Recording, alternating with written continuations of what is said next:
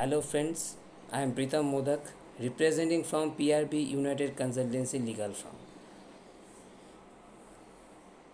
हमारा जो फार्म का काम है, हम सर्व करते हैं सर्विस लोगों के लिए.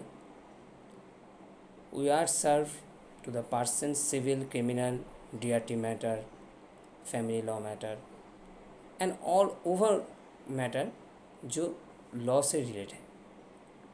तो मैं आज आपको सरफेसी एक्ट DRT मैटर इसके बारे में कुछ बताने जा रहा हूँ.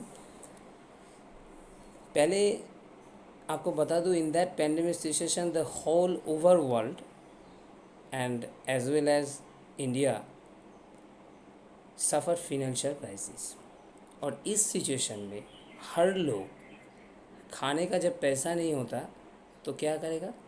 अपना प्रॉपर्टी मॉर्गेज लेगा, बैंक से लोन लेगा. The person will go to the bank and property mortgage under concern bank and get a loan, some consolation money. अब ये क्या होता है, बैंक इस सिचुएशन में आपका तो फ़ायदा लेगा ही, और जो लोग बैंक से पहले लोन ले चुके हैं मगर नहीं चुका सके for the reason of Covid situation, covid pandemic situation, bank उसका भी फ़ायदा लेगा. अब हमारा जो सर्विस है उसके अगेंस्ट पे ही है. बैंक का जो प्रोसीड्यूर है इस कोविड-19 सिचुएशन में, हर किसी को फ़ोन आ रहा है रिकवरी एजेंट से कि आपका बैंक का जो ज़मीन मॉर्गेज लेके जो पैसा लिए है वो चुकाओ, वरना आपके प्रॉपर्टी पोजीशन ले लेंगे, सेल कर देंगे, ये करेंगे वो करेंगे. ये सब धमकी आ रहा है. अभी जो चल रहा है सिचुएशन पे, RBI भी छूट दिया है थोड़ी कुछ दिन के लिए, ये आप लोग जानते भी है.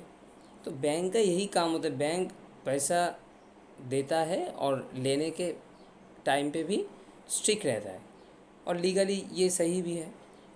अभी इंसान तो खुद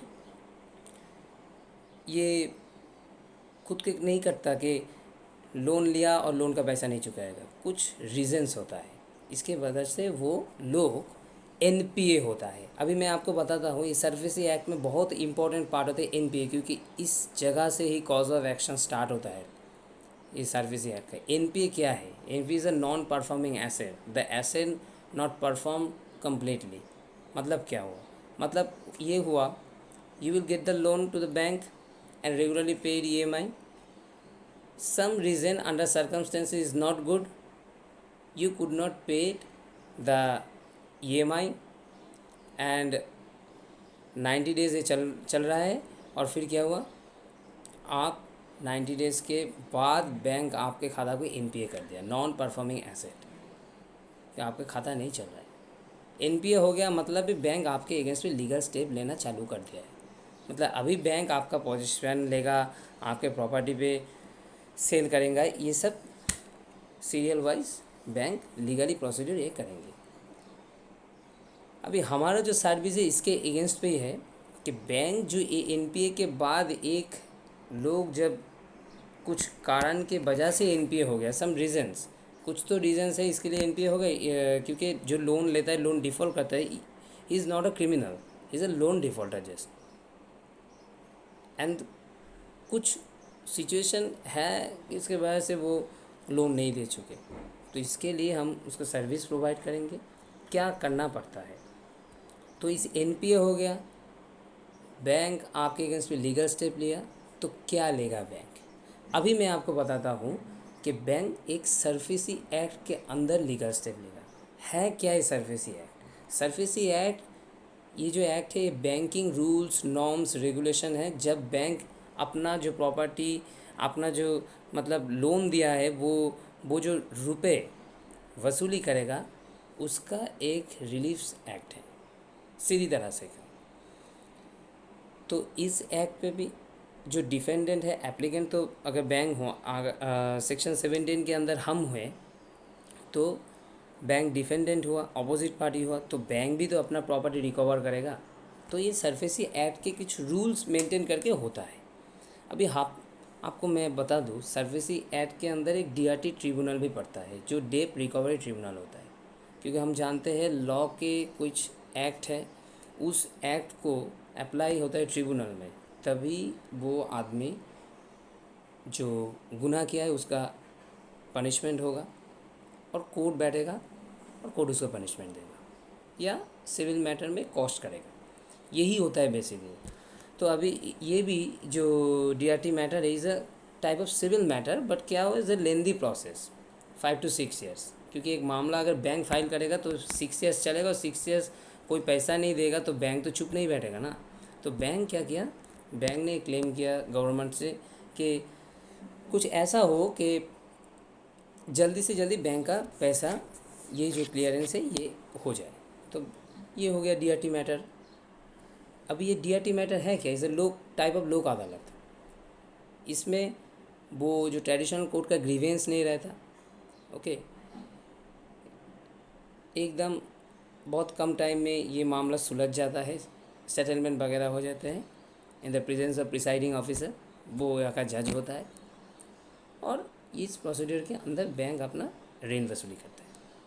अभी एक आदमी जब NPA हो गया, जो मैं बात बताने जा रहा हूँ था आपका, NPA नॉन परफॉर्मिंग एसेट, तो उसका एक रीज़न होता है, इसीलिए वो NPA होता है। और जब रीज़न आ जाता है तो हम उसका ग्राउंड लेके हम उसके पक्ष पे होकर, मतलब बिहाफ ऑफ द एप्लीकेंट होकर, हम ये केस लड़ते हैं बैंक के अगेंस्ट पे। यही होता है हमारा काम। अभी क्या हो गया, ये जो NPA के बाद बैंक क्या स्टेप लेगा ये आपको जानना पड़ता है। अभी कुछ दिनों से मेरा जो बहुत क्लाइंट है उसका फ़ोन आ रहा है कि बैंक हमारे अगेंस्ट पे रिकवरी एजेंट फ़ोन कर रहा है, ये पैसा देने के लिए बोल रहा है, और बोल रहा है कि पोजीशन ले लेगा, सेल नोटिस दे देगा, सेल कर देगा, पब्लिकेशन भी किया है पेपर में। तो ये बारे में मैं थोड़ा सा बता दूँ आपको। एक्चुअली मैटर बहुत सिंपल है। बैंक अपना ऋण वसूली के लिए एक स्टेप लेगा जो सरफेसी एक्ट के अंदर आता है, सेक्शन 13 सबसेक्शन 2, डिमांड नोटिस। मतलब बैंक डिमांड करेगा, क्या डिमांड करेगा, आपका जो NPA हुआ है उस लेटर में बैंक ये बोलेगा कि आपका NPA डेट ये है, आउटस्टैंडिंग रुपीज़ ये है, इंटरेस्ट देकर इतने टाइम तक आउटस्टैंडिंग रुपीज़ ये है, 60 डेज़ में आप इसका लीगल रिप्लाई दीजिए क्यों आपका खाता NPA हुआ है। तो वही है सिंपल सी बात। अगर आपका खाता NPA हुआ है तो उसका कोई वजह है, कुछ रीज़न्स है, बिजनेस लॉस है, ये हुआ है वो, उसके लिए आपका खाता NPA हुआ है।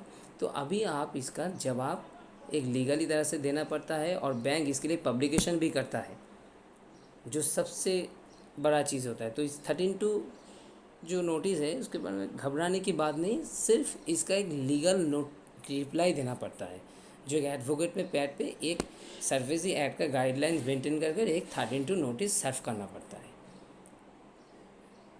का रिप्लाई देना पड़ता है, लीगल रिप्लाई। यही है प्रोसीड्यूर। और उसके बारे में बाद बैंक जो प्रोसीड्यूर लेगा, मैं मेरे पहले उसके बाद में वीडियो में डालूँगा, उसमें आप देख लेना। यही होता है, घबराने की कोई बात नहीं। इधर मतलब कोविड जो सिचुएशन चल रहा है उसमें ये जो NPA का वगैरह बहुत केस होगा, बैंक पब्लिकेशन भी करेगी, बैंक ये करेगी वो करेंगे, उसके अगेंस्ट पे जो प्रोसीड्यूर है वो यही है, हम करेंगे। डरने की कोई बात नहीं है, इसके लिए हम हैं। आप हमारे साथ कांटेक्ट कीजिए, हम आपको फ्री में कंसल्टेंसी देंगे और आपका जितना हेल्प कर सकते हैं लीगली हेल्प करेंगे। Thank you, stay safe, okay, mask पहनिए, सैनिटाइजर यूज़ करिए, चिंता मुक्त होकर घर में बैठे रहिए।